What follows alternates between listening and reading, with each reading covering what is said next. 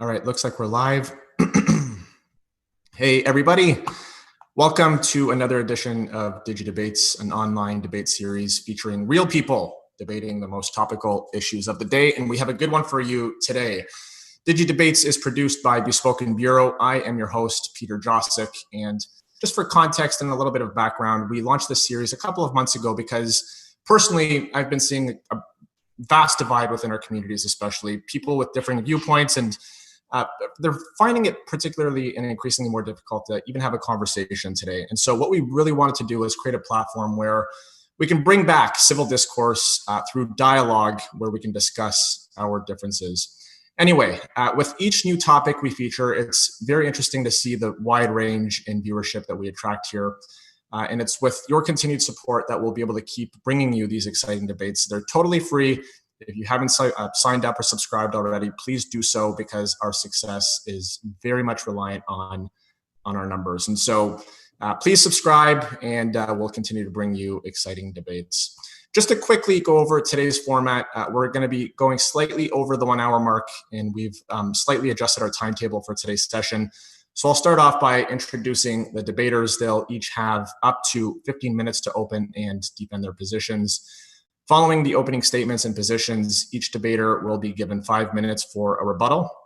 And then we'll jump into a question period for about 20 to 25 minutes, where each debater has the opportunity to pose a question to the other. And we also encourage those who are tuning in live to participate on the conversation as well. We apologize, of course, in advance if we can't get to all the questions, but it's going to ask you for your email address. So simply just insert your email. That'll prompt the feature where you can actually pose a question. Finally, we'll go into our summation, where each debater will have 5 minutes to conclude and make a final case for their position. So today's topic for debate is titled "The Face Mask Debates: Public Mask Mandates Curb the Spread of COVID-19. With mandatory masking being enacted by governments around the world, many questions, of course, have surfaced as to whether or not these measures actually work. And other questions are becoming increasingly more mainstream as well. Questions like, are these mandatory requirements actually infringing on people's rights and freedoms? So what do you think? Do public mask mandates help curb the spread of the virus, or is the science a little scanty at best with what we're seeing published? So affirming the resolution for today's discussion, we have Professor David Kyle Johnston. Professor David Kyle Johnston is a professor of philosophy at King's College in Pennsylvania, who specializes in, among other things, logic, argumentation, philosophy of science, and the refutation of pseudoscience. He has taught courses on medical reasoning and pseudoscience for years and has published academically on medical diagnosis. His ability to explain the arguments of others has served him well in his lecture series, The Teaching Company's The Great Course, such as Sci-Fi, Science Fiction as Philosophy, The Big Questions of Philosophy, and Exploring Metaphysics. He also maintains a blog for Psychology Today called A Logical Take, where he routinely identifies fallacious arguments and debunks pseudoscience. Kyle's most recent article, titled "Yes, Masks Work: Debunking the Pseudoscience," was in response to our next debater's publication. And so, negative to the resolution, we have Mr. Denis Rancourt. Denis holds a PhD in physics from the University of Toronto. He was also a professor of physics at the University of Ottawa for 23 years, attaining the highest rank of tenured full professor. He headed an internationally recognized interdisciplinary research laboratory and attracted significant research funding for nearly 2 decades. Dr. Rancourt has been an invited plenary, keynotes, and special session speaker at major scientific conferences all around the world, and has published over 100 research papers in leading peer-reviewed science journals. So I will post both of their bios, their full bios, in the description, and you can be sure to follow their work and follow them both on social media as well. Quickly, we have a poll up on our site which poses a question pertaining to today's debates, and out of approximately 500 people who participated in on the poll, 43% said yes, they wear masks, and they believe that masks actually spread the curve of COVID-19. 39% said no, and then 18% are currently undecided on this topic. Following the debate, we usually post a survey again on our Twitter feed to learn whether any of you as the debaters were able to change our viewers' minds. So please be sure to follow us on Twitter. and have your voices heard following this debate. So that's it for me right now. The opening will allow for, again, up to 15 minutes. I will be chiming in to give you both a warning. Generally, we do 10 minutes with the opening, but I'll give you both a warning at the 10-minute mark and then a 1-minute warning right before the 15-minute mark, just to be mindful of the time for this event. So that's it for me. I'll now turn this over to Kyle to affirm the resolution. And Kyle, whenever you're ready, take it away. Great. Thanks, Peter. I've prepared a PowerPoint to go with this, and so I'm going to share that and get that started. If I can, there we go. And good to go.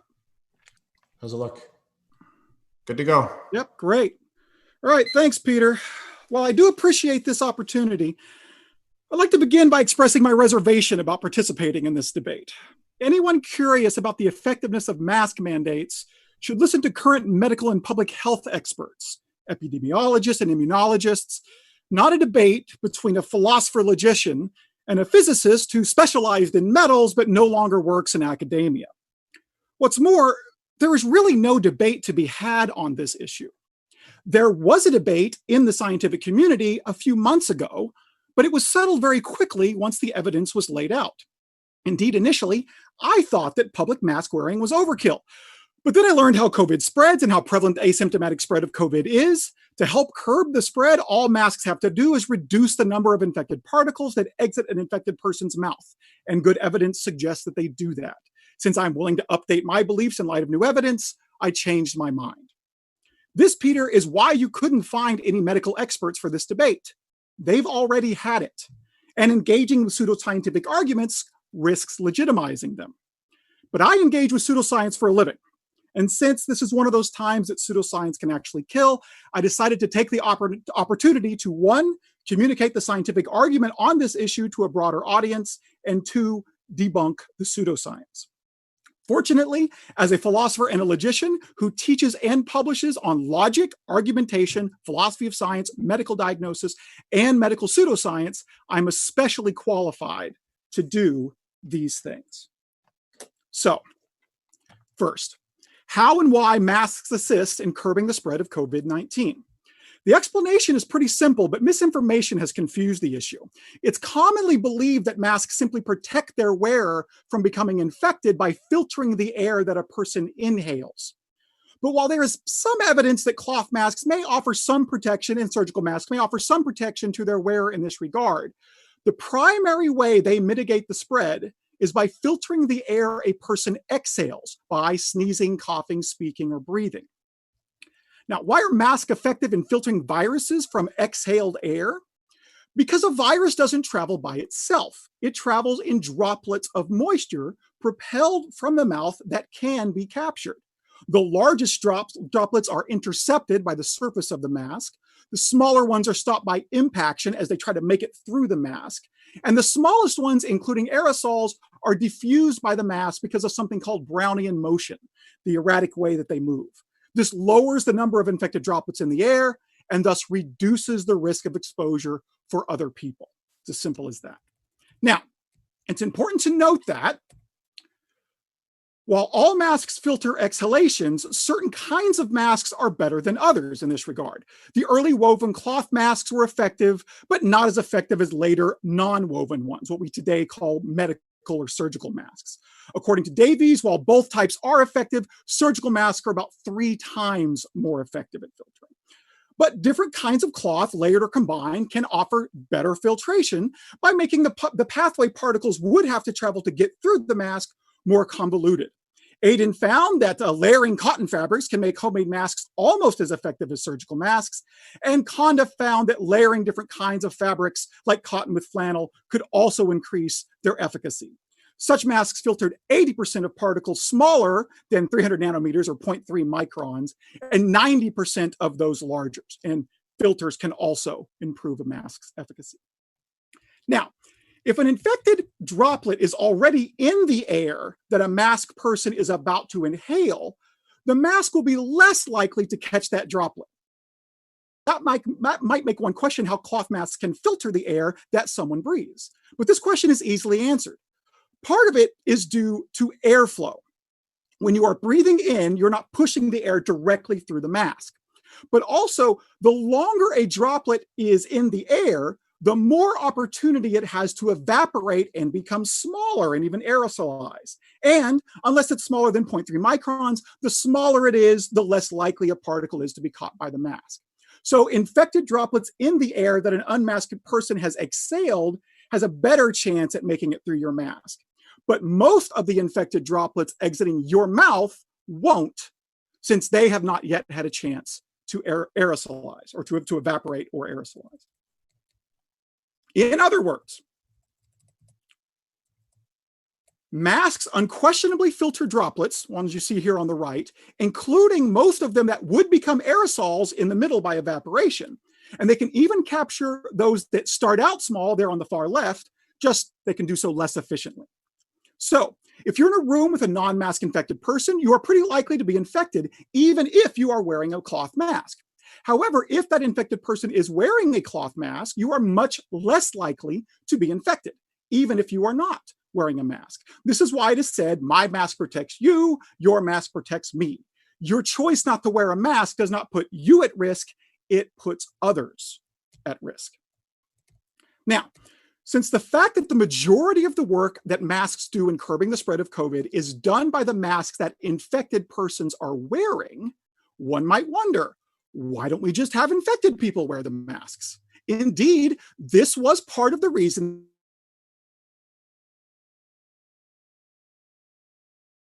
it's not necessary for seemingly healthy individuals. With many diseases, it is not. But then experts realized just how long a person could be infected with COVID without knowing it, and even that many infected never have any symptoms. Consequently, public mask mandates are the only way to ensure that infected persons, including those who are pre or asymptomatic, are wearing a mask. Such mandates would thus reduce the number of infected people with masks, thus reduce the number of infected particles in the air, and thus to reduce the probability of transmission. Once we realized this, mask wearing was mandated. Granted, the CDC and WHO kind of lag behind the expert in this regard, but scientists changing their mind based on evidence, they do this all the time. That's not unusual. It would just usually not this public. So, given what we know, the fact that mandating them helps curb the spread of COVID-19 is just common sense. But the evidence also bears this out. Now, you can't do a direct controlled experiment where you blindly throw non-infected people into rooms with masked or unmasked infected persons and see if they get sick. That's unethical. But all the ethical ways to study this question indirectly indicate that cloth masks curb the spread. For example, transmission rates slowed in hospitals, German cities, North Texas, and in US states after mandates went into effect. In Germany, they reduced growth rates by like 40%. What's more, US states with mandates have seen much less spread than those without, as have countries where mask use is popular. Modeling has also confirmed the effectiveness of mask mandates. According to Strutt and Eckelberry, if masks are just 50% effective, they could help bring down infection rates to non-epidemic levels and reduce the death rate by as much as 45%. Large reviews of observational and comparative studies have also concluded that mask mandates are highly effective, as have collections of collaborating experts. And of course, there were those infected hairstylists in Missouri who didn't pass it on to 140 of their clients because they were wearing their mask. The IHME found that mask mandates could save up to 33,000 by October 1st. And according to Brooks, if everyone wore a mask, we could get the pandemic under control in 4 to 8 weeks. None of this is as good evidence as the above described unethical blinded study would provide, but it is literally as good as one could reasonably expect. Indeed, because we're not dealing with a drug, this evidence that I've mentioned makes randomized controlled trials unnecessary. Now, Rancourt self-published an article he titled "Masks Don't Work," where he suggests that the science indicates otherwise. But that brings me to the second part of my opening argument, debunking the pseudoscience. In his article, Masks Don't Work, Rancourt offers a survey of 7 studies, which he says prove that masks don't work. But first, this is not a true survey of the literature. Rancourt has just combed through studies to find the ones that he thinks support his position and then ignored the rest, like the ones I just mentioned. In logic, we call this confirmation bias. At best, it only proves some people can find some evidence for anything. Second, the majority of the studies he cites, like Smith, are irrelevant to his claim. They are about whether N95 masks protect their wearer better than surgical masks, not about whether cloth masks filter exhaled air. So he's equivocating on the word mask and what it means for a mask to work. What's more, although it's very unlikely that a surgical mask offers just as much protection as a properly sealed N95 masks, even if they did, that wouldn't prove that cloth or surgical masks can't filter inhaled air, much less exhaled air. With all protective equipment, you're bound to reach an upper limit where adding more protection is just overkill. You're at 10 minutes, Kyle. Thanks. And third, the other studies that he mentions simply do not say what he claims they do. For example, his quote from Ben Resin read, "None of the studies establish a conclusive relationship between mask respirator use and protection against influenza infection. This implies that the study concluded that there is no benefit to wearing masks or respirators." In reality, however, the slash in the mask/respirator phrase is meant to indicate a comparison between the two. The study is actually saying that they are equally effective, not lumping them together and declaring them both ineffective. Several of the sentences before and after the one that Rancourt quote mined demonstrate this. For example, 8 of the 9 retrospective observational studies found that a mask and or respirator was independently associated with a reduced risk of severe acute respiratory syndrome, SARS. And SARS, by the way, is the most analogous disease to COVID-19. The text accompanying the other studies he mentions contain similarly misleading quotes or summaries. As Jacobs, 2009, said to me in correspondence, Dr. Rancourt's opinion piece mischaracterized the research findings I reported in my 2009 peer-reviewed article. It was not designed to examine mask effectiveness of preventing the mask wearer from spreading a respiratory infection. My study has no bearing on addressing that recommendation. And the mask used was a typical surgical disposable paper mask, not an N95 respirator mask, as Rancourt states in his article. And the conclusion of other studies that he mentioned just outright contradict his thesis. There is some evidence to support the wearing of masks or respirators during illness to protect others, and public health emphasis on mask wearing during illness may help to reduce influenza virus transmission. In other words, Rancourt scoured the literature, and the best he could do is find studies that don't actually support his thesis, but which he could misquote or missummarize to make it look like they do. So when he starts quoting other studies, remember, you can't believe that they actually say what he says they do. The second argument he presents cites Schauman's 2010 argument, which suggests that humidity is responsible for seasonal variation in flu infections. From this, he somehow concludes that masks cannot mitigate spread. But one, Schauman himself says that we don't know enough about COVID to conclude that humidity is a factor in its transmission.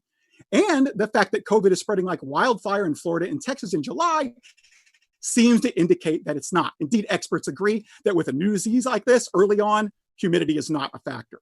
Two, this argument relies on assumptions that COVID spreads solely via aerosols and masks don't prevent aerosols from existing in the air. Both of those assumptions are false. And three, humidity causing seasonal variation means that masks don't work because humidity is not doesn't mean that masks don't work because humidity is not the only causal factor in transmission. There is also contact and contamination, thus measures restricting those like masks would mitigate spread. In my logic class, we call Rancourt's error here the fallacy of oversimplified cause. Rancourt's third argument suggests that infected droplets are too small to be dropped by N95 masks, respirators, much less cloth masks. But here, he not only, one, is talking about inhalation and not exhalation, two, making false assumptions about aerosols and transmittability. 1 minute, Kyle, 1 minute. Thanks. And three, fallaciously appealing to incredulity to favor dubious theories, but he doesn't understand how N95 masks work. Contrary to what he claims, because of Brownian motion, N95 filters are actually more efficient at filtering particles smaller than 0.3 microns. They're not sieves, neither are cloth masks. Lastly, Rancourt argues that because masks can't guarantee 0% exposure, they are useless. But here, he not only, again, misrepresents the evidence, makes unsupported assumptions about the minimal effect of COVID, and a mathematical error that exaggerates the infectious potency of aerosols by 10 million fold, and 3, fails to recognize that symptom severity could be proportional to the amount of viral exposure. But his argument is a prime example of the all or nothing fallacy. Yes, masks need to be 100% effective to completely stop the spread, but not slow it. Now, I do not expect any of this to have any effect on Rancourt or those in his echo chamber. They think otherwise for ideological reasons, not evidence-based scientific ones. And you can't reason someone out of a position they didn't reason themselves into. But what I've presented here is enough to convince any fair, open-minded person that yes, indeed, public mask mandates assist in curbing the spread of COVID-19. Indeed, for them to do so, masks only need to do what we already knew they do: catch droplets. If they were unable to do this, the successful use of HEPA filters all over the world would just be a giant coincidence. The burden of proof is thus on Rancourt to show otherwise. Needless to say, misrepresenting the scientific evidence and offering fallacious arguments does not meet that burden. Thanks.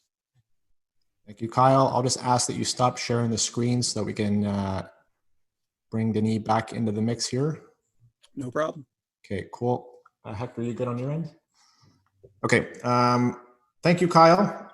Denis, who is negative to the resolution. Denis, you have up to 15 minutes, but again, I'll give you a warning both at the 10-minute mark, and if you so choose to take the extra 5 minutes, please do feel free. So take it away.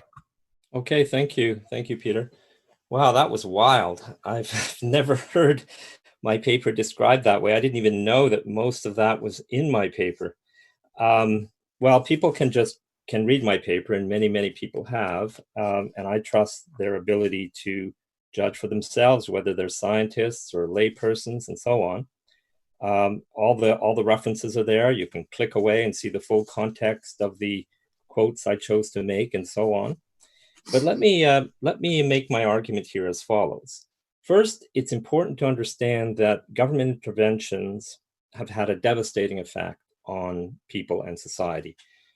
There's a letter that was written to President Trump by over 1,000 medical doctors on the 19th of May, 2020, trying to explain this to the president and express their concern. And that letter concluded as follows: the millions of casualties of a continued lockdown will be hiding in plain sight, but they will be called alcoholism, homelessness, suicide, heart attack, stroke, or kidney failure. In youth, it will be called financial instability, unemployment, despair, drug addiction, unplanned pregnancy, poverty, and abuse. So these 1,000 MDs were trying to stress the fact that sometimes government interventions in a health crisis can be worse than the pathogen itself. So I think that's the important public health context here. And masks are impositions that also have known potential harms associated with them, and are a pretty dramatic thing to impose on an entire population when they're indoors. So it's not a small matter that we're discussing here. And the main thrust of my argument today is as follows. You have to make a distinction between randomized controlled trials with verified outcomes and what I would call everything else, which you could say is whatever, okay? These reviews of field studies, reviews of observations, reviews of this and that, if they're not randomized controlled trials, which is the only way to establish the effect of a medical intervention such as mask wearing, then it is of no value for what the medical profession considers, okay? So this is very clear, and the history of this has some striking examples in it. For example, there were some of these whatever trials that were done to justify the use of antiarrhythmic agents to help people that have cardiac difficulties, and the observational trials were glowing, and these things were put on the market, and then randomized controlled trials were made, And guess what? The opposite was true. It actually gave you more problems and caused more mortality. This is a very recent example from the late 80s. Another example is hormone replacement therapy. All the studies were just so nice and positive until a randomized control trial was done, which found that instead of preventing heart attacks, they actually induced heart attacks, this hormone replacement therapy. You had to do the randomized control trials to find out what the truth was, because a randomized control trial is designed to remove bias. You know, the bias that Kyle is an expert on recognizing. That's the whole idea of a randomized control trial. And in the case of a mask, it's important that you add that there needs to be a verified outcome. That means you have to actually measure using a laboratory test whether or not the person was infected or not. Otherwise, you're just asking them to describe their illness and to give evidence over the phone or by a conversation, which is not acceptable because it's laden with bias. So those are the only kinds of trials that have a hope. They're not perfect, but they have a hope of getting an answer as to whether or not a mask can help you compared to not wearing a mask, for example. Randomized controlled trials with verified outcomes. Now, what did I say in my paper? Let me remind Kyle what I actually said in my paper. If we go to page 4 of my paper, there's a section entitled Conclusion Regarding that Masks Do Not Work. And the very first paragraph says, no randomized controlled study with verified outcomes shows a benefit for healthcare workers or community members in households to wearing a mask or respirator, meaning an N95. There is no such study. There are no exceptions. There have been many studies, and I'm going to tell you about them, but none of them have found a statistical significant advantage. And then the other thing I said in that small section of my paper is, furthermore, if there were any benefit to wearing a mask because of the blocking power against droplets and aerosol particles, then there would be more benefit from wearing a respirator, which is an N95, compared to a surgical mask because of the huge gaps on the surgical mask between the mask and your face. Yet several large meta-analyses and all the randomized controlled trials prove that there is no such relative benefit of those two designs. That is how I use the studies that compare the N95 and the surgical masks, not in the way that Kyle was misrepresenting. Now, let's look at the serious teams of scientists that have repeatedly pointed out the importance of randomized controlled trials in this application and how virtually everything else is of little use. I'm going to start with something that came out on April 8, 2020, that was put out by the National Academies of Sciences and Engineering and so on in the United States. And this paper is entitled, just came out, I don't know if you can see it here, but it's entitled Rapid Expert Consultation on the Effectiveness of Fabric Masks for COVID-19 Pandemic, April 8th. What these experts said, their very concluding sentence, I'm not going to read the whole thing, obviously, but the concluding terminal sentence is this: the current level of benefit, if any, is not possible to assess, period. That was their conclusion. Now we move on to, and that's a very good article where they explain this whole thing about how you do a proper study and so on. Now I move on to a recent paper, a review from May 2020. This is the review by Xiao, which we mentioned in our letter to the World Health Organization. It's entitled Non-Pharmaceutical Measures for Pandemic Influenza in Non-Healthcare Settings, Personal Protective and Environmental Measures. And right in the conclusion of the paper, in the abstract, if you like, the key sentence is this, or the key paragraph. Although mechanistic studies support the potential effect of hand hygiene or face masks, mechanistic studies refers to Kyle's stopping droplets with masks. That's what a mechanistic study is. So they say, although these suggest something good, evidence from 14 randomized controlled trials of these measures did not support a substantial effect on transmission of laboratory-confirmed influenza. We similarly found limited evidence on the effectiveness of improved hygiene and environmental cleaning. We identified several major knowledge gaps requiring further research, most fundamentally, an improved characterization of the modes of person-to-person transmission. They're telling us that we know masks don't work, but we still don't understand how COVID is transitioned from one person to another. Now we have an even more recent study, just came out this month, July 2020. We have this huge systematic review. A systematic review is a review of randomized controlled trials. It's a term that means specifically that. And these authors, Dugre et al., this is the article here. Dugre et al.'s article is entitled Masks for Prevention of Viral Respiratory Infections Among Healthcare Workers and the Public. And they found 18 randomized controlled trials involving 26,444 subjects.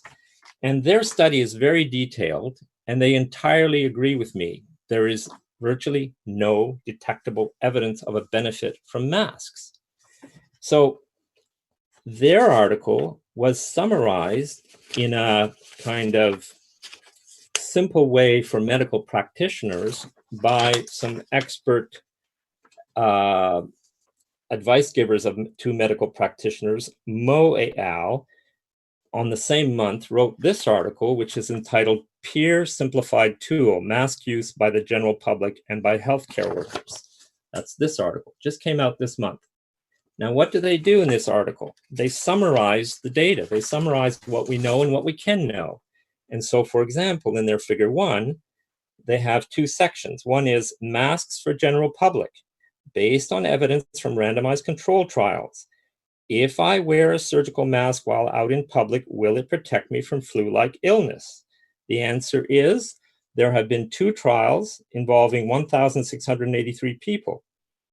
25% got infected wearing masks, 21% got not wearing masks, 21% got infected wearing masks. Then they conclude the reduction in flu-like illness may be 4%. However, the range in error is between 0 and 8% over 6 weeks of infection period. So even you can't tell from that. And then they add, but no difference in lab-confirmed influenza was found. So if you actually measure, rather than just ask people when you know that the results are going to be potentially have bias, then there's no difference. So there's a small difference that is negligible within error if you don't do verified outcome, and there's no difference if you do verified outcome. That is the conclusion of the most thorough review of Dugre et al. On randomized controlled trials summarized for MDs to apply in their offices. The next part of this table that summarizes the result is the following. What about wearing a surgical mask at home after a household member becomes sick? Okay, so let's say the sick person wears a mask. There have been 2 trials on that involving 903 subjects. Let's say the healthy household members wear masks. There's been 1 trial involving 290 people. Let's say the healthy and the sick people wear masks. There have been 4 trials involving almost 3,000 people. What is the result of all these trials that eliminate bias? In all 3 scenarios, wearing a mask did not reduce the risk of getting flu-like illness or confirmed influenza. This is the present state of knowledge as summarized for MDs to apply and to think about in their own practice, okay? That's the state now.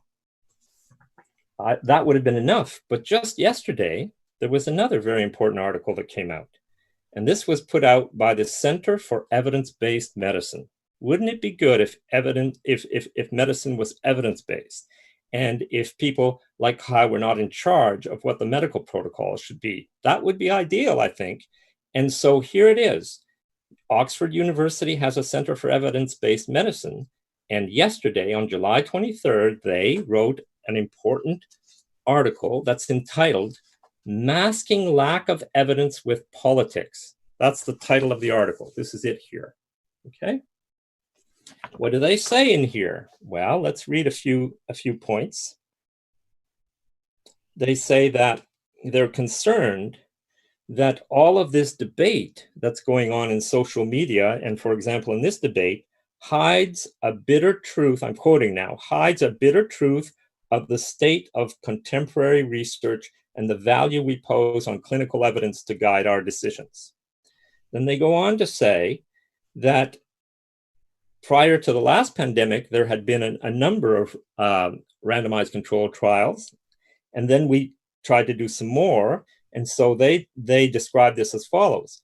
This recent crop of trials added 9,112 participants to the total randomized denominator of 13,259 subjects and showed that masks alone have no significant effect, in interrupting the spread of influenza-like or illness or influenza in the general population, nor in health care workers. You're at 14 minutes, Denise. So if I can just ask for, give you a 1 minute warning to wrap up your opening, please. Sorry, that's my 10-minute mark, right? Yeah, no, you're at 14. Sorry, I failed to actually give you a notification. Oh, well, that's not good. You shouldn't do that. Okay, well, let me just read one or two more sentences here, and then I'll wrap up. Another thing that they mention in this important study, these are leaders in the field, by the way, emeritus professor who spent his whole life studying evidence-based medicine. So the other thing they say is, this is important because it's in direct response to what Kyle was saying about masks stopping droplets. We consider it is unwise, and also that certain countries that apply masks have less disease and so on. He was saying all these kinds of things. So they say, we consider that it is unwise to infer causation based on regional geographical observations, as several proponents of masks have done. And then they say, this is how they conclude their piece. This abandonment of the scientific modus operandi and lack of foresight has left the field wide open for the play of opinions, radical views, and political influence. And I put it to you that the radical views are all on Kyle's side here. He's saying that by using bad data, you can conclude that you can impose these things on the general public.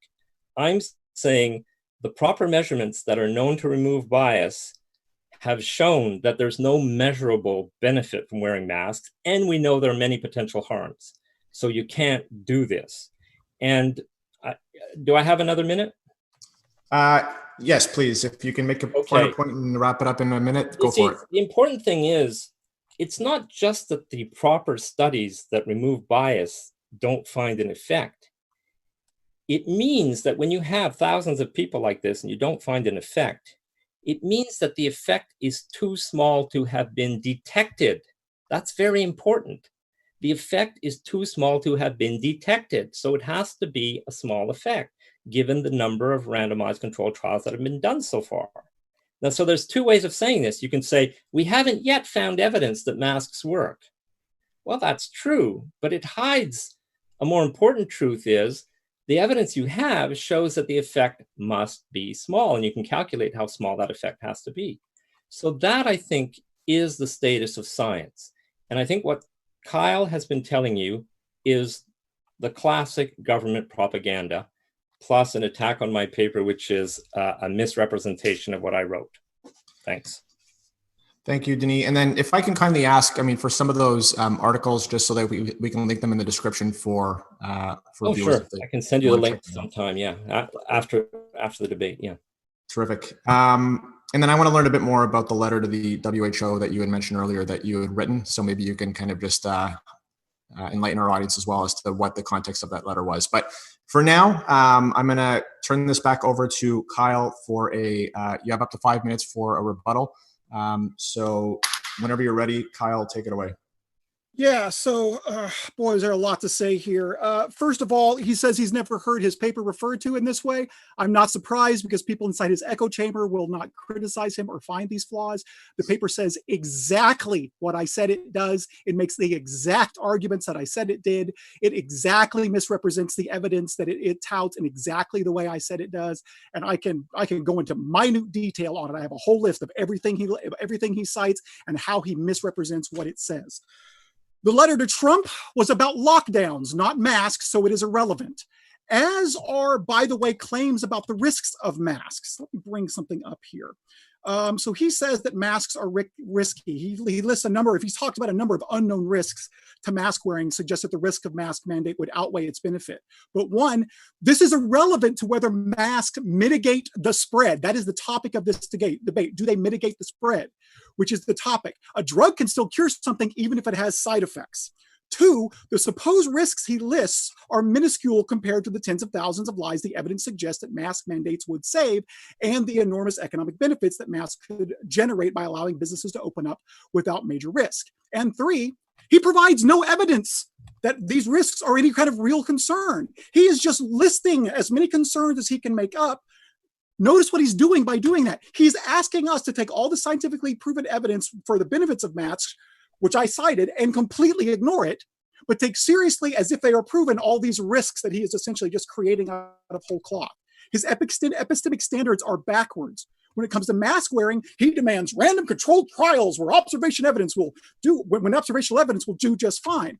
But when it comes to mask risk, he's just willing to accept anything based on no evidence at all. It's like, I don't know, like putting a cast on your broken leg, and then your friend says, hey, there could be asbestos in that cast. I wouldn't do that. Yeah, I guess. But until I actually have good reason to think there's an actual risk, that and the risk outweighs the benefit, I'm going to stick with what's been proven to work. Now, he says you have to have randomized controlled trials for all of this. The fact that he cites some other things where like we used to think this worked and then it didn't. The fact that those things happen doesn't mean that masks don't work. So basically he's claiming that the science isn't good enough. There's a couple of kind of short things to say about this.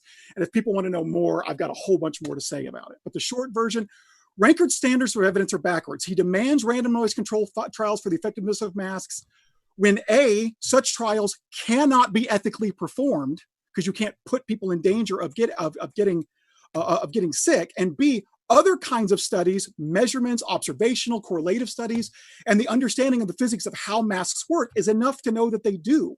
Notice that he demands absolutely no evidence for masks being risky, but then demands RTCs for this. In reality, while randomized controlled studies are needed for drugs because of possible side effects, they're not really needed for masks. Masks have been used for decades, safely, for decades. This idea that, somehow now they're magically a danger and a risk is absurd. Even if tests are quickly done, because we need quick information, studies show them effective, them to be effective, and there's good enough evidence that they work.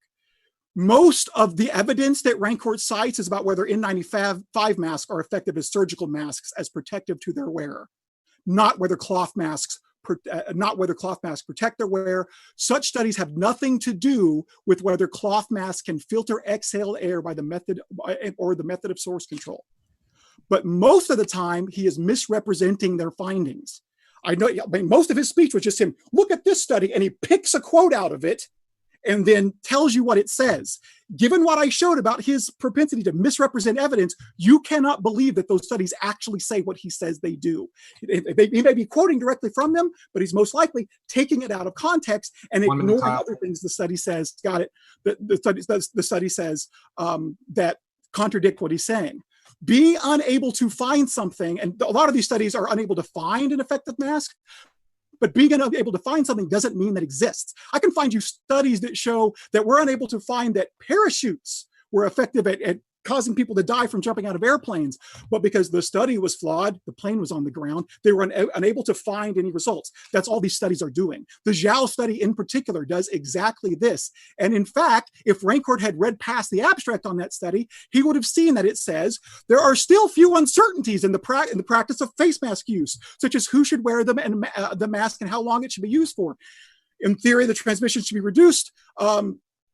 it should be reduced if both infected members and other contact members, but compliance is unaffected. Close contact should be a problem. Proper use of face masks is essential because proper use might increase the risk of transmission. Thus, education and proper use is essential. Like it says in the Zhao study, in the study that he's quoting, it's saying that masks work and are needed. All this evidence he is citing, he is taking things out of context and making it say what it does not say.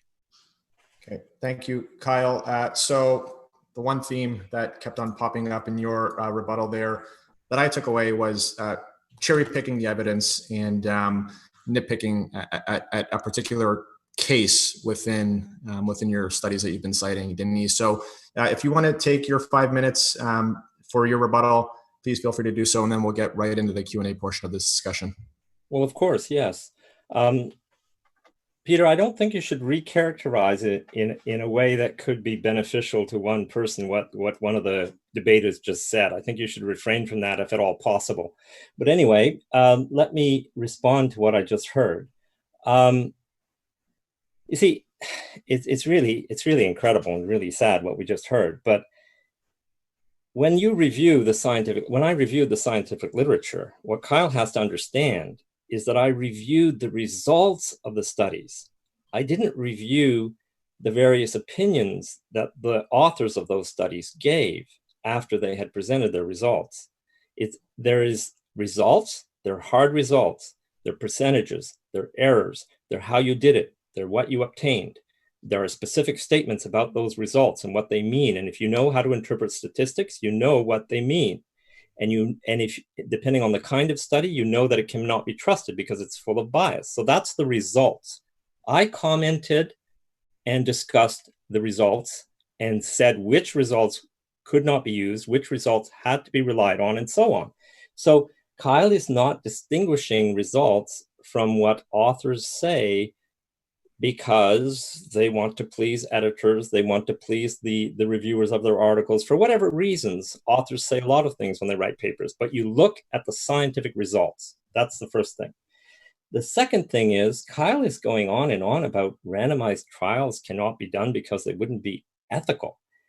But he's not hearing that I just talked about articles that review up to 14 randomized trials with verified outcomes involving some 30,000 cases, patients, subjects, and many randomized trials. So I don't know what he's talking about in terms of it's not ethical. I think he means it wouldn't be ethical to put a blindfold on someone and send them into a room where you know there are infectious aerosol particles. I don't know what he means.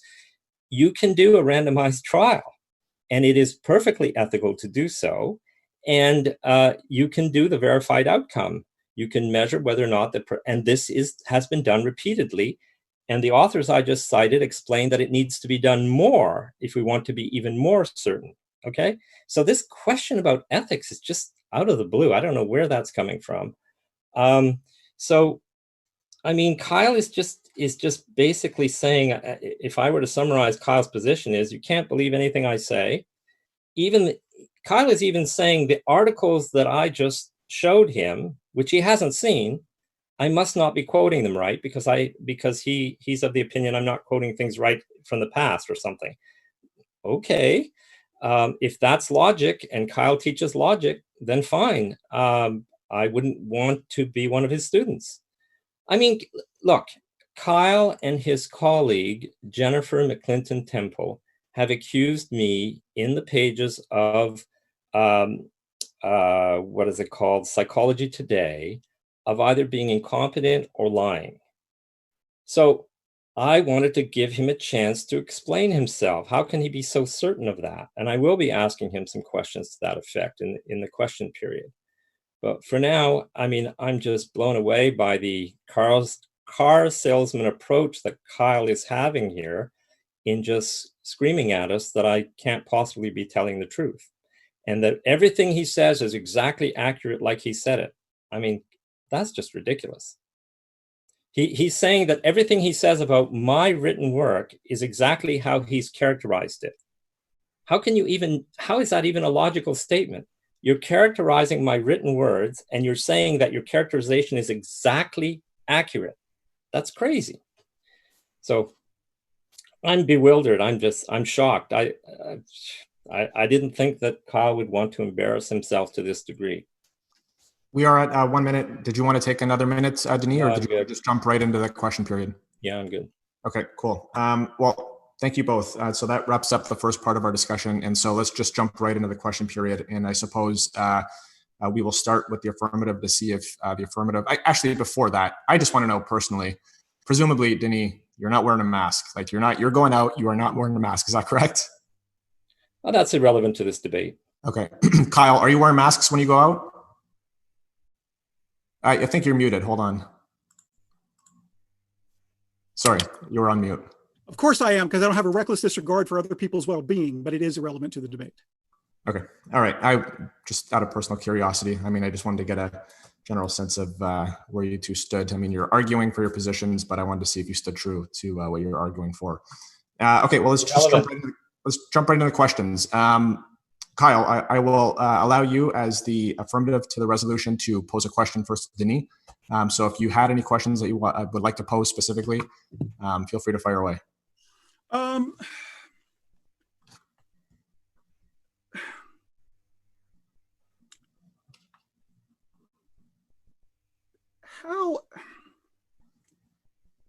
Gee, many Christmas.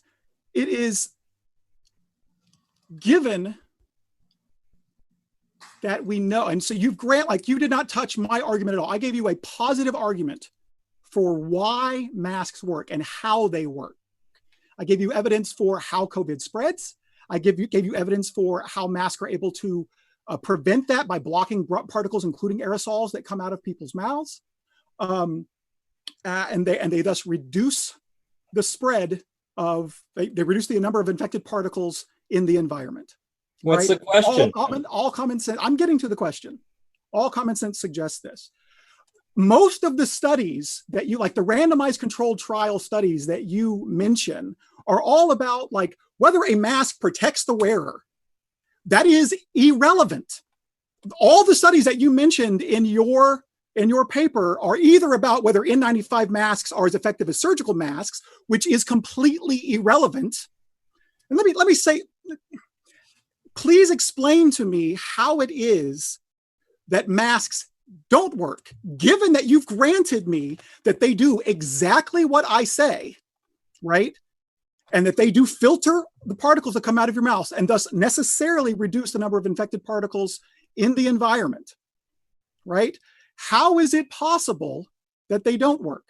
You've cited these studies which you claim show that they don't, but actually all they do is claim that in this limited trial that we looked at, or in these studies that we looked at, which by the way, these studies always say, and these were flawed trials, by the way, we were unable to detect any difference, right?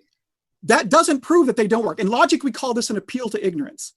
The fact that a bad study or even a collection of bad studies, when it was unable to show an effect, doesn't mean that the effect isn't there.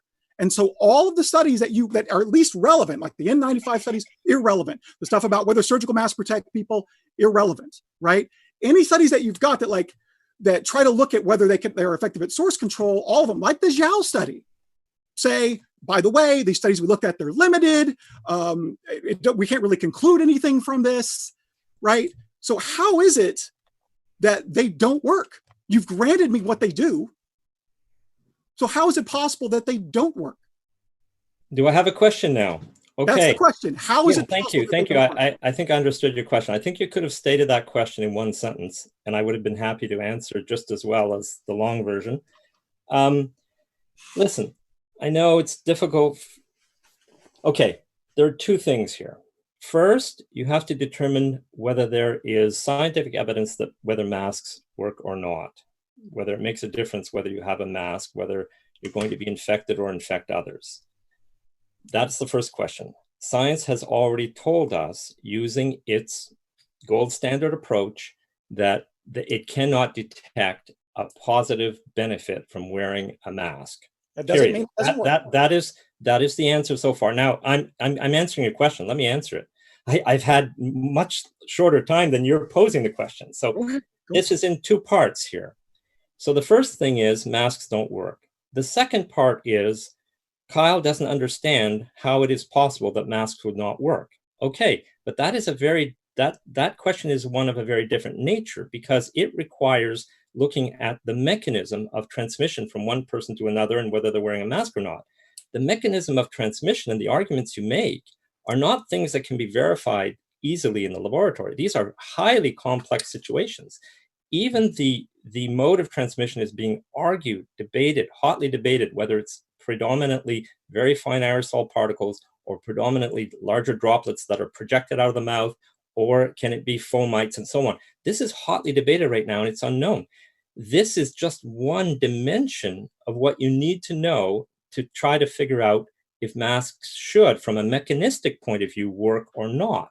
However, having said that, I, as a physicist, can tell you that when you wear a mask, there is necessarily a gap between the mask and your face. And that gap is very large. And we see, there are many pictures showing that when people breathe, there are plumes. When it's coming out, it comes out the top, comes out. We're talking about cloth masks here. So for the general population, there are large plumes. When you breathe, the airflow follows the lowest impedance route for the airflow. So that will be through the sides, tops, and bottom of the mask. There's no doubt about that. And so the question is, are there particles that follow that flow of air that will come in and out of the mask easily given these large gaps? And the answer is probably, because we know that masks don't work. Okay. The other thing we know is that if you look at entire buildings where there were infected people, the air is full of small suspended aerosol particles that are infectious, that carry the minimal infectious dose. And so we know from past studies that the main transmission centers are indoors, are in healthcare facilities, children care facilities, schools, and so on. This is where it happens. Well, those environments have been studied by physicists and engineers, and what they find is that there's a high density of suspended, very fine aerosol particles in the air. Those particles are not going are part of the air, and there's a high density of them, meaning if you breathe in air, you're breathing these in, and each one typically carries the minimal infectious dose according to past studies. That is a lie. That is a lie. Oh, that is a lie. Okay, well, yes. I cited the literature to that effect. No, this is where you made your giant mathematical error. No, you claimed in your paper that a viron of 1 micron size would have 1,000, and I said 100. A droplet of 1 micron size would have 1,000. I said, no, I cited a paper that said it had estimated that there could easily be hundreds of these, and that one such particle was therefore enough for the minimal infectious dose. And I cited the literature about that. There is no literature that establishes what the minimal effective dose of COVID is. Of course there is. There are dozens of studies. You wouldn't even know how to measure it. There are dozens of studies on this, and I cited one that cited others, and so on. That is just a ridiculous statement that there are no studies that establish this. COVID. I just want to jump in here, Kyle. I just want to let Denis finish his point, and you had the opportunity to actually pose a question over to Denis. I don't want this to turn into a yelling over one another match. And so I want Denis to finish his point and then present Denis with the opportunity of posing a question back over to Kyle. Some people might argue that because this is COVID-19, that it must be this unusual respiratory viral disease that is unlike anything we've ever seen in the history of humanity.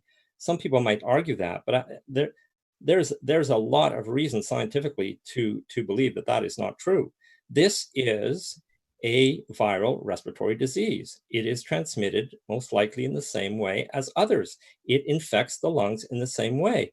It has all the same suite of symptoms, basically, except if you start nitpicking and looking for special cases in hospitals, which you rarely do with influenza anyways. But this is largely the same beast that has been coexisting with us and co-evolving with us for 5 million years since our ancestors. So this is not something where you throw away everything that we know because we're calling it COVID-19. That is a ridiculous proposition. So we know, and besides, if it's more virulent than flu, then certainly if flu, this is a minimal infectious dose for influenza, then it would certainly be one for COVID-19 if you're saying it's more virulent. So this whole notion that we just don't know these things is just nonsense. Now, the other thing is, so that's in relation to why masks wouldn't work. Clearly they don't work. You're adjusting them all the time. People are pulling them down to eat. The air is in the infectious buildings. The air is full of these aerosols. This has been measured several times. So the volume of air you breathe will contain a large number of these small droplets, and just one is enough to infect you. This is how contagious these diseases are. They're all this contagious, these viral respiratory diseases. This is just known from the broad science that's been done for decades and decades. So you can't just wave your hands and say whatever, I would say. So that's why masks don't work. You see, it's irrelevant that you can stop large droplets by the texture, by the fiber of the mask. Because no, it's not. It's when you pull the mask down, and it's what's happening on the sides of the masks that is the bottleneck. And so all these studies that look at filtering efficiency of various fibers, and one of the reports I cited earlier spells this out in great detail, they're irrelevant unless you're taping the mask down using super glue on the person's face. Okay? No, it's not. And let me explain. Yes, the studies using mannequins, they even, in order to make it realistic, they have to put in artificial creases between the mask and the face. Otherwise, their experiment is not realistic enough. So I do want to give Kyle a chance to respond, Denis. So if there is a question, please feel free to pose one, or otherwise, Kyle, you can just, I see you wanted to jump in here just to kind of raise a couple of your own points. Feel free to do so. But Denis, did you want to go ahead and wrap up that point? I could wrap up and then ask a question. Sure. So I think I can wrap that up. You know, you don't have to answer this broad, nonsensical question of how could they possibly not work? That is reverting the onus. Okay. Kyle is the one reversing things. The government wants to impose masks. The government has the onus to show that that is not a dangerous thing. It's never been imposed on the general healthy population on an entire nation before. This has never been done. It's new. So the scale of the potential harm is very large. The precautionary principle is if there's a potential harm, the government has the onus to show that that harm is sufficiently small that they can impose this. Okay, that's how the precautionary principle works. The precautionary principle is intended to limit the government's negative actions on people. That's what it's about. Now, if it's not about justifying that the government can do whatever it wants, which is what Kyle wants it to be about. No, it goes the other way. So masks are known, cloth masks, when you wear them, they're known to collect the pathogens, especially in a humid environment, on the mask, and that is a potential route of transmission by touching the eyes, mouth, nose. This is a potential harm. It has never been demonstrated scientifically, but it's believed to be a very real and significant potential harm. Well, the government has an onus to demonstrate that that harm does not exist before it starts putting masks, cloth masks out in the public, where people will be touching them, collecting these pathogens, throwing them on their car seat and putting them back on. Someone else will pick it up or move it. All of these things happen in the real world. The government has the onus to show that it has reduced, that it can reduce the real risks of these dangers, of these very real harms. These very harms are expressly the reason that the World Health Organization and none of the health organizations in the past have recommended masks in the general public because of these known potential harms. And they expressly say that in their documents, which I have reviewed, and we've written a letter to the World Health Organization spelling this out. They have completely turned 180 degrees and decided that they're now going to recommend masks to the general public in the absence of science that demonstrates that these potential harms have now somehow disappeared or can be removed if you ask people to wash their hands sufficiently enough. Okay, none of this has been demonstrated. So if you want to talk a precautionary principle, that's how it works. So I guess that's enough of a response, but I'd be happy to ask a question as well. Please go ahead. Okay. My question is this, Kyle. You said you'd be willing to give in minute detail some place where I had lied in my paper or something like that. And so I'd like you to just pick one example of a thing that you think is egregious and to really spell it out how it is that I lied in that particular case. If you could do that for us, please. My pleasure. Let's see, let me find one. Well, there's so many, it shouldn't be hard to find one. Let me find the best one. Okay, find the best one. And for our viewers as well, I will be posting both articles, both Denis and Kyle's, in the description for all of your references as well. Okay, let me do this one. But probably the most egregious one is the one I already mentioned, where you quoted Ben Raza as saying that their paper was showing and concluding that masks / respirators don't work. When Are you saying I misquoted them? Are you saying I misquoted them? What I am saying is that you quote mined them. You took a direct quote, and this happens all the time. You took a direct quote out of something out of context, read it straight out, and the way that you read it and the context you put it in made it sound like it said something that it did not say. Show us how it did that, Kyle. Give us I did in my opening. No. Show us how my quoting that sentence puts it out of context and makes a misleading statement. You want me to read the opening part of my paper again? Here's what I said. You quoted. No, I'm not hearing what. Show us in my paper where it is that sentence leads one to be misled. Show us how that works. Tell us the mechanism of how it works. You're making a claim. When you quoted, Ben Reza, something. Denny, let's hear. I want to clarify my question. No, let me answer the question. I understand. One sec, guys. One sec. Denny, you pose your question to Kyle, and so Kyle, please, if you can actually answer Denny's question into how he misrepresented his quote, we would like to hear the example, please. In his paper, he quotes Ben Reza saying, none of the studies establish a conclusive relationship between mask respirator use and protection against against influenza infection. That is in the part of his paper where he is saying, look at all these studies that say that masks don't work. So he is quoting that, saying, none of these established. Those are not my words. I let you talk. Those are not my words. You said minute detail. Please finish your point, Kyle. Please finish your point. You quoted that phrase in the section of your paper where you're talking about the science shows that masks don't work. How am I talking about it, Kyle? What am I saying? You are saying you said minute detail. You said you were going to show us how it was misleading. So Peter, would you please mute him while I answer this question, please? Just go ahead and finish your answer. And Denis, I'll ask if you can give Kyle a minute to answer the question. Let's not try to interrupt. Okay, but he's not answering it. I am, if you'd let me.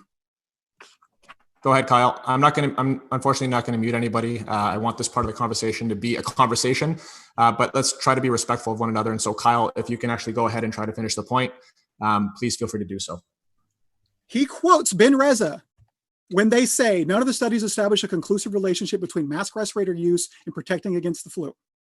He does that in his section of the paper where he's talking about specifically saying studies show that masks don't work.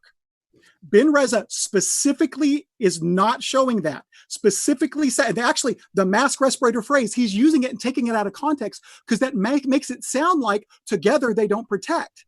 When in reality, all the sentences around that quote are saying that they actually protect equally well. 8 of the 9 retrospective observational studies found that mask and respirator use was independently associated with a reduced risk of severe acute respiratory syndrome. In other words, right, he is citing a study that concluded that masks work. in his argument that masks don't work. Now, he can say that he's interpreting the results. That is just an excuse to make the study say what it does not say. Let me give you another example. No. Let's stick to one example. I asked about one example, but I'm not satisfied with your answer regarding that example. Let's stick to your best example. Let's stick to that, okay? Well, Peter, he got like 15 minutes a while ago. Well, you're keeping track of time, but yeah, we are close to 20 minutes, Denis, and I did want to kind of give Kyle a little more time because you did take a little bit of time during your first part of the question. So thank you. That was the one example that Kyle went ahead and gave. Yeah, I don't want him to give 3 examples. He's not doing a good job of one, so I don't want to hear 2 others. Well, if anyone wants to look up my paper, I have a detailed description of how you misused all 7 of the studies that you. No, you don't. It's not detailed by any means. Oh, you haven't even heard it. You haven't even heard it. It's about 2,000 words long. Oh, I thought you meant the recent paper in Psychology Today. No, I'm going to post the text of the opening statement, which is footnoted considerably, and it has a full description of how you misused all 7 of them. But let me respond to a few things.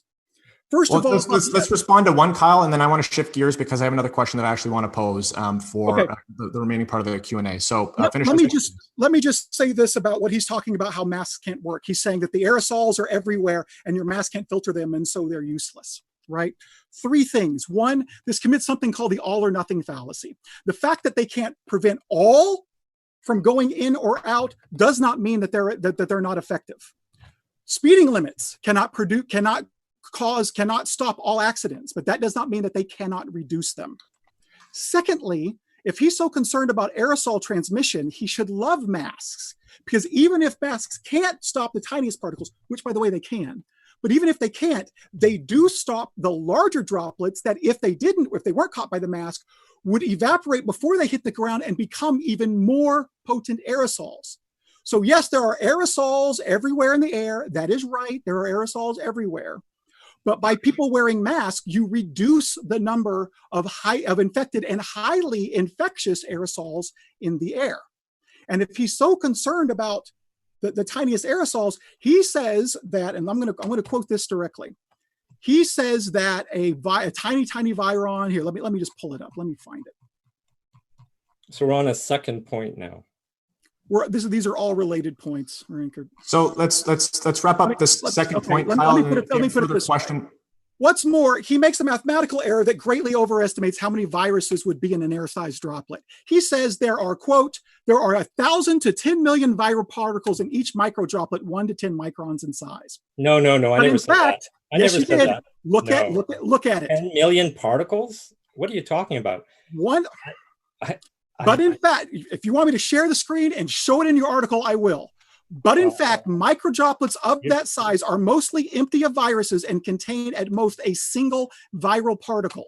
Why? Because it's difficult. Show us where I say that in the paper. I don't remember. Let me finish my point, and I'll show you exactly where you say it. I'll show you exactly where you say it. Because I talk about the minimal infective dose containing a small particle that is large enough to be the minimal infective dose, containing 100 virions or so, relatively 100. I don't know where you're getting all this other stuff from.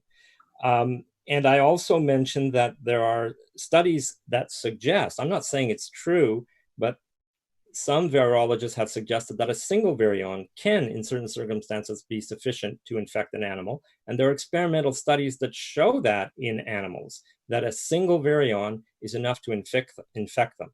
So I do mention those studies, but in talking about humans, I review the minimal infective dose, where I talk about droplet size, number of virions, and I'm citing the literature there. So I think you're just spinning and misrepresenting. I'm sorry, and you can do that. I mean, you're making it into an industry, and I'm sure you derive some benefit from doing that. But I mean, that's not what I said. What page? Where did I talk about 10 million virions? What page is that on? Can you see my screen? No. 1 second here. Let me see if Hector, can you see that? We're just pulling it up here. 1 sec. You good? Yeah, we can see it. Right here.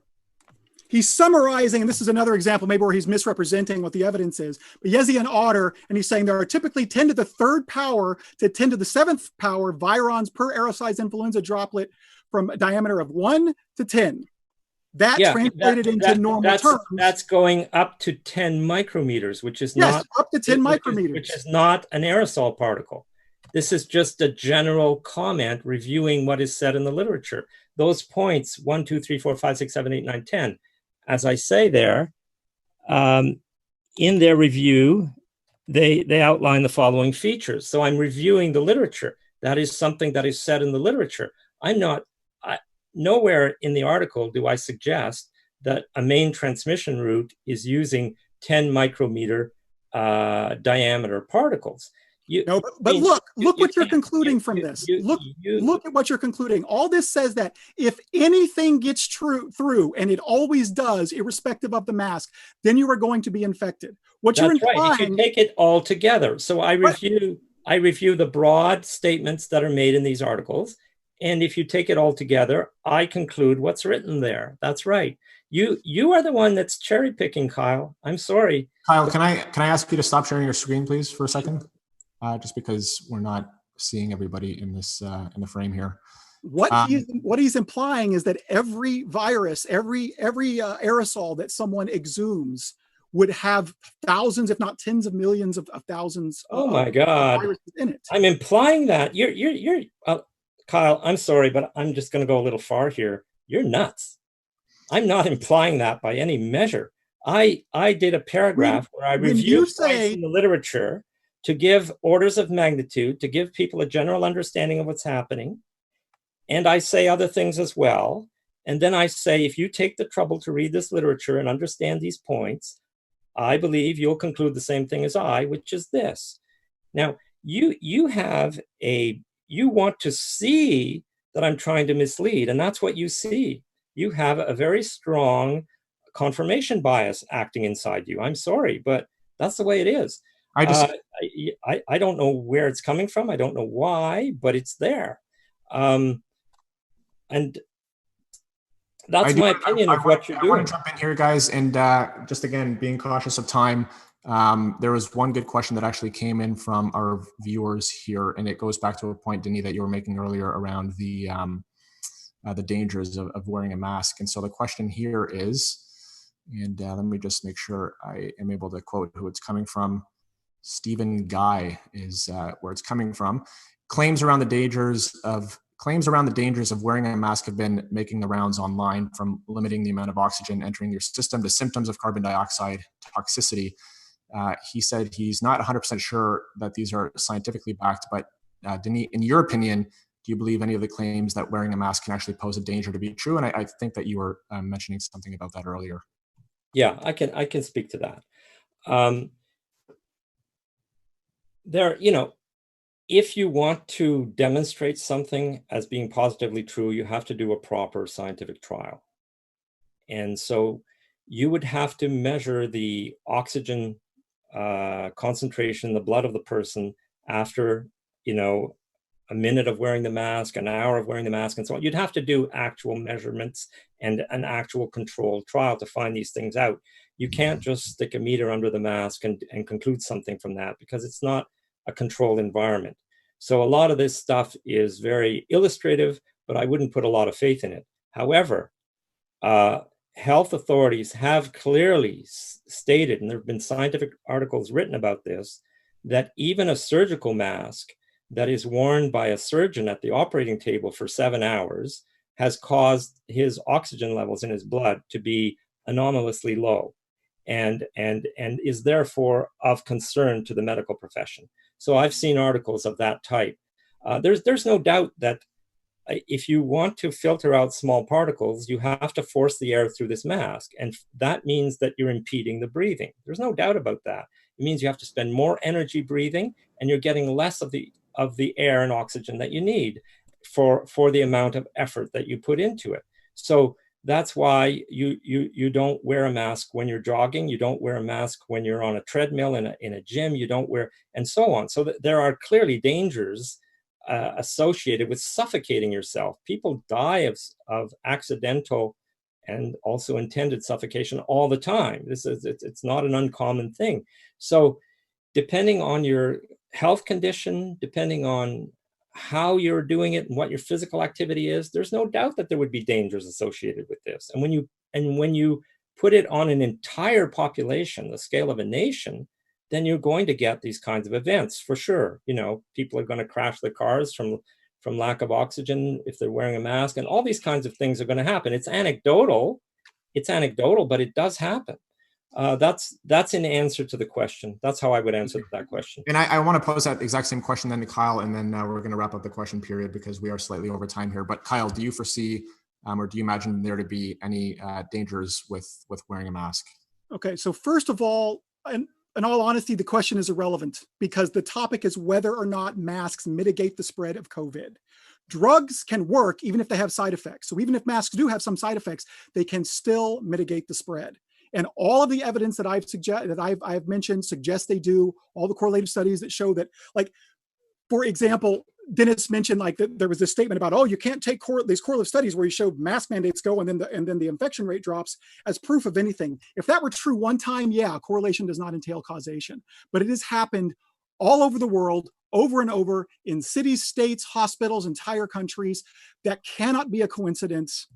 They clearly work. Lots of bias doesn't remove bias. Will you please let me Lots finish? Of bias does not remove bias. That's not how it works. Let's let Kyle wrap this up, and then we're going to allow for 5 more minutes for each of you to wrap up your arguments. So Kyle, if you just want to finish that point, sure. We went over time here. But the idea, notice that he demands random controlled trials for everything. And then when it comes to mask risk, he's like, oh yeah, I heard about a guy who he got in a car crash because he was wearing a mask.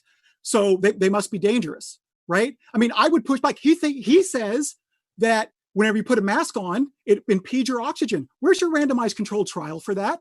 Do you have direct randomized controlled trial evidence of that? Of course not, because you don't need it, because it's so obvious. It's the same thing with mask, and we don't even just have common sense. I've mentioned 3 lines of evidence that all show that not only that masks work to prevent the spread of COVID, but that mask mandates do that as well, right? The idea that they're dangerous is absurd. He's citing studies about surgical masks worn by people for 7 hours in completely different environments. That is not applicable at all. I've seen him quote studies about surgeons' masks being contaminated, and he uses that as evidence as like, well, if a normal person walks out in public and they got a mask, it's going to have all these contaminants on it. It's absurd. That is not analogous at all. A surgeon's mask in an operating room is completely different. It's going to have completely different exposure and everything else. And so you can't draw conclusions about what's on an ordinary person's mask. The threat of risks from mask use is absurd. Healthcare workers have been using them for a century and nothing's happened. There's been no negative results. This is literally just a made-up boogeyman to scare people into a political ideological view that Rancor adheres to. It is absurd. Masks cannot be. I think we get it, Kyle. Can I respond to that? Well, you know what? I just want to be cognizant of time. We're well over time here, and we're going to wrap up the question period. And this is a conversation clearly that can go on for hours. But again, let's try to be mindful of our viewers' time as well. So. We're just going to jump right into the closing, the summation for the closing points. And so, Denis, 5 minutes, please take it away, and let's conclude your position here. Okay, well, I would conclude in the following way.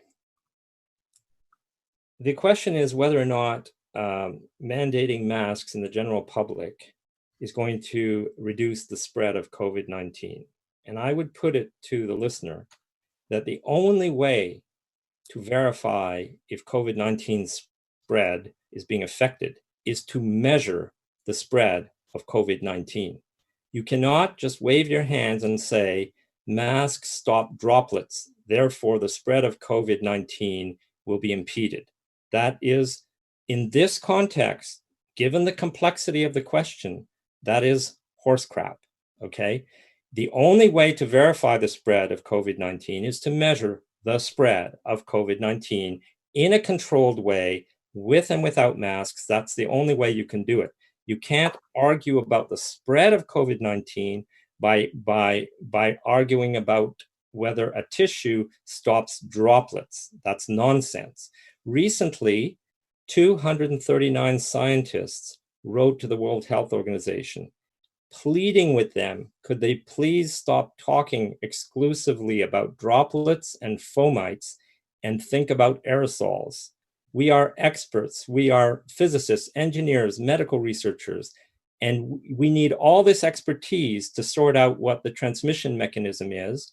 Would you please stop confining things to just droplets and fomite and talk about, therefore, 2 meters and so on. Now, that paper got a lot of attention, and as it should, because it pointed out the fact that the transmission mechanism is something more than droplets and fomite. And in that paper, the authors conclude that the entire paper never mentions masks a single time regarding what to do about this. What the paper says instead is the transmission centers are buildings, therefore you have to properly ventilate buildings to get rid of the aerosol in the air. Never do they mention the word mask in their article. So here you have 239 scientists pleading with the World Health Organization to consider the science that we know and that we've been studying for decades. We're all experts here. Please, hello, aerosols, and never mentioning masks once. Why? Because I think, and I'm interpreting here, they know that masks are useless if an important transmission route is fine aerosol particles, masks will be useless. They know that. They don't recommend masks. They say you have to ventilate buildings. That's where the transmission occurs. That's where you get it all. And governments haven't been doing that. They would rather just tell you to put a tissue in front of your mouth instead of taking the responsibility of protecting the public, which is to talk about how buildings are ventilated or not ventilated. And they do the opposite. They lock elderly people, fragile elderly people, into buildings. They don't open the doors and windows. They keep the aerosol boxed in. They make sure everybody gets infected, and whoever's vulnerable enough is going to die. That's how this was treated. So those poor elderly people, even if you had forced masks on them, it wouldn't have helped them at all. That's how I would conclude this. Thank you, Denis. Kyle, who is, again, affirmative to the resolution, the face mask debate, public mask mandates curb the spread of COVID-19. If you want to take 5 minutes to wrap it up and make a concluding case for your position, go right ahead, my friend. Oh, 1 second. Look, I think I got you muted. Hold on. Sorry, I had you muted, so you're good to go now.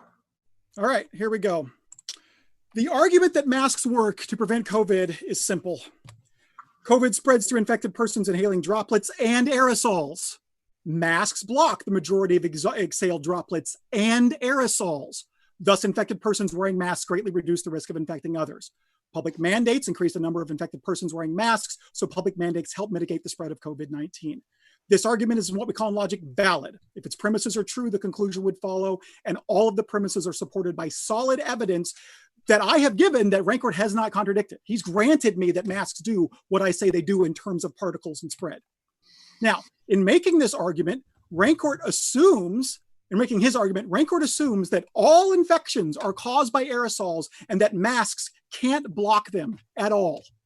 Now, let me be clear. Both of those assumptions are false.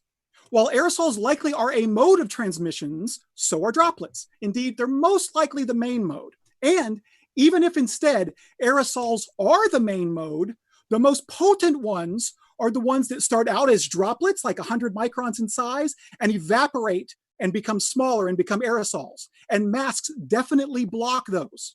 What's more, thanks to Brownian motion, the random way that the smallest aerosols move, even the tiniest micron aerosols, like 0.1 micron aerosols, can be blocked by masks. It is astounding. Like Brownian motion, and the fact that Brownian motion is what makes masks able to block those tiny aerosols, like that's the one place that his physics degree is actually relevant here. And he doesn't even seem to understand what Brownian motion is or does. Masks can block even the tiniest particles thanks to Brownian motion. So whether COVID is spread by droplets or aerosols or both, masks help reduce the number of infected particles in the environment, and thus masks help reduce the spread of COVID. No, it doesn't stop it completely, but neither do speeding laws stop all accidents. It helps reduce it.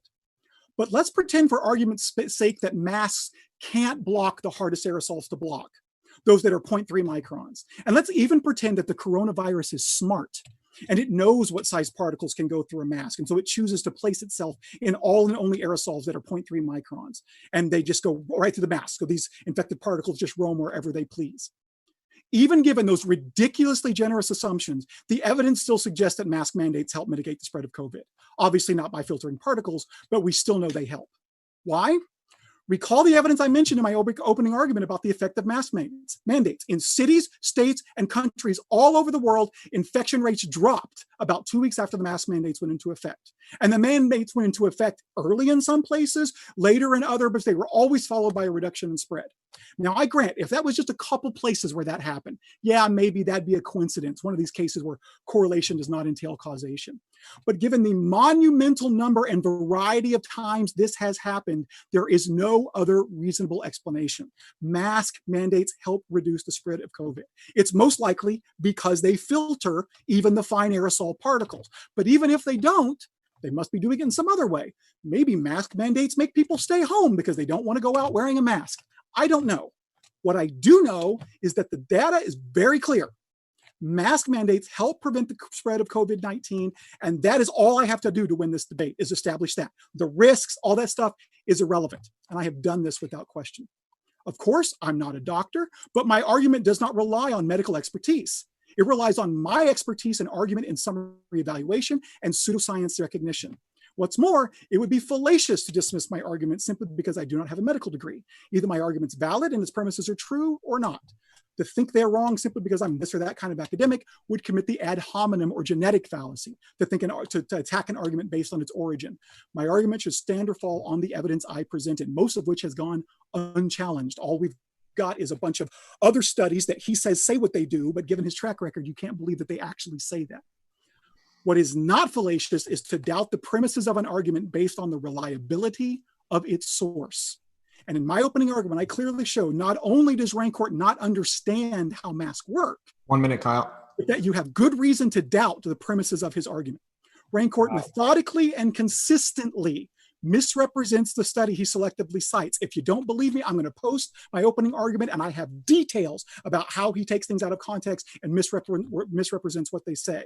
They do not say what he says they do. He makes basic but grandiose mathematical errors and commits countless logical fallacies. They invalidate his argument. He makes unsupported assumptions and touts irrelevant evidence. Even if you think the things he said today sound convincing, you should only take them with a grain of salt. In videos, I've seen Rancourt say that COVID is a hoax, that it doesn't. I never said that. That there are. I never said that. That's a lie. I never used the word hoax. I never used the word I'm hoax. sorry. It is fabrication. You're sorry. Okay. Is fabrication the word that you use? No, I didn't use fabrication either. I think you should, if you're going to say things that I said, you should use the words that I used. Okay. Yeah. Okay. So what we're going to do here, we're going to wrap this up here. And so what I'm going to be, I'm not. Let me finish. I have the last. No, but I mean that's a lie. Okay. Well, let's. We're going to be posting. We're going to be posting. We're going to be asking for references. And so we're going to be posting the reference. Let me finish. Please just let me finish. Go ahead. You've already finished, Kyle. No. What you told us is that you're able to read minds. You're able to know what I understand and what I don't understand. I am looking at an article from Headline News. I am looking at an article from Headline News. Coronavirus has been a huge fabrication. Coronavirus has been a huge fabrication. Direct quote from you. If you don't believe me, look at Headline News. Coronavirus has been a huge fabrication. Oh, and that's not out of context. He has said. One second, guys. I'm going to put you guys on mute if you guys just don't chill for a second. So please put us on mute. Guys, Kyle, please wrap up your closing argument. What I'm going to be doing again is just asking for references so that we can post these in the description for people to see. So we have a recording of this video. People will be able to look up the claims themselves. So Kyle, just finish your point, please, and then we're going to again sign out here. And again, just keep in mind, everybody, that we will be asking for references so that we can post this for everybody to review afterwards. So, Denny, if you can just allow Kyle his last words, and then I'm going to He's sign already us had out. 10 minutes. It wasn't 5, it was 10. No. He's, I mean, with all this argument, we're now at 6 minutes. And so 30 seconds, Kyle, wrap it up, and then we'll call it quits. In videos, I have seen him say that COVID is a huge fabrication. Look at the headline news article. In that same article or that same video, he says there are no excess deaths, that the government just wants you to believe masks work so it can cover up its crimes. And this is on sites that say that Bill Gates is a secret Nazi. Kyle. Let me finish. Context. Let me finish. It is not out of context. Look it up yourself. Kyle, wrap up your point. Mute him. Please mute him so I can finish. Mute him so I can finish. Context. Wrap up your conclusion, please. Denny, if you can just, I'll have to mute. Just Kyle, wrap up your conclusion, please, and then that'll be it. These videos appear on sites that say Bill Gates is a secret Nazi. In my professional opinion, he is clearly a conspiracy theorist and a pseudoscientist. So now we see what Before you believe what he tells you, consider the source. Someone put one of my videos on a site that you don't like. If you wear a mask, you're a prof of logic, my friend. If you wear a mask, but they don't work. Someone put one of my videos on a site that you don't like that has a swastika on it. Okay, guys, that's enough, guys. All right, okay. That's just ridiculous, Kyle. That's just insane. Okay, Kyle, if I may ask, Kyle, if I may ask, I mean, if you can actually just point our viewers, if you are going to make personal attacks claiming that Dennis did say or didn't say something, if you could just cite the reference, that would be. He's saying someone else posted it on a site that he doesn't like because it's a Nazi site. That's what he's saying. He's saying my video was posted by someone else on some other site. I mean, how crazy does this have to get? Yeah, we're getting way off topic here, guys. And again, no kidding. We're way over time. And so, Kyle, did you want to just make a final case in 30 seconds to wrap this up, so that, because we've gotten way off topic here, we're now into personal attacks and slander. And again, we're going to be asking for references or you to point to a reference if you are going to personally attack your opponent. But please just take the last 30 seconds here, wrap it up. And Denny, if you can just give him the courtesy of doing that, that would be greatly appreciated. Thank you. Again, I am not saying that he's a Nazi. I'm saying that people who think Bill Gates is a Nazi like his stuff so much that they post it on their site. That's telling. How is that relevant? Stop. Okay. Stop. Okay. Is there a closing, Kyle? Yes. The closing is, if you want to look at the headline news article where his video, where he says that COVID is a huge fabrication, and he says there's no excess deaths. In my professional opinion, this makes him a conspiracy theorist and a pseudoscientist. So you have to consider the source. And lastly, consider this. I never said there are no excess deaths. I never said that. Okay. And I wouldn't. I've said the opposite. I have calculated the winter burden deaths this year. I have written papers about it. So that is just utter nonsense. I can't even finish. No, you can't, because it's nonsense. Guys, okay, all right. I'm gonna call it here, because otherwise we're just gonna be dragging on and on and on. Please cut it. Please cut it. So I will. You don't want me to say what you've actually said and direct people to it.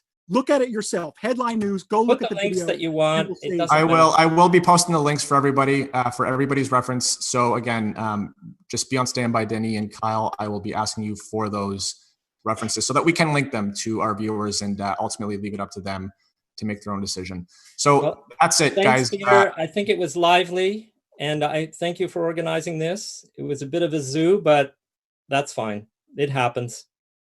Yeah, and listen, before I let everybody go, Denny, Kyle, I'm going to mute you. Otherwise, I feel like this is going to turn into a whole other conversation so that I can sign out properly here. So what I wanted to do is thank the both of you. Of course, drastically different viewpoints, but it takes a lot of courage to get up on these things and actually voice your opinion, even if it does turn into a zoo. We were able to have a conversation. And like I said, I will be posting links afterward for people to check this all out themselves and make their own decision as to where they stand on the matter. So what happens next? Again, lastly, just one more time, thank you both for participating. I know you've taken the time out of your day. This will be uploaded on YouTube afterward. And if you haven't subscribed to our channel, please feel free to do so. It is completely free. and we will continue to bring you debates, hopefully a little more civil than this one moving forward. But in any regard, thank you, everybody, and we will see you at our next debate. Take care, guys.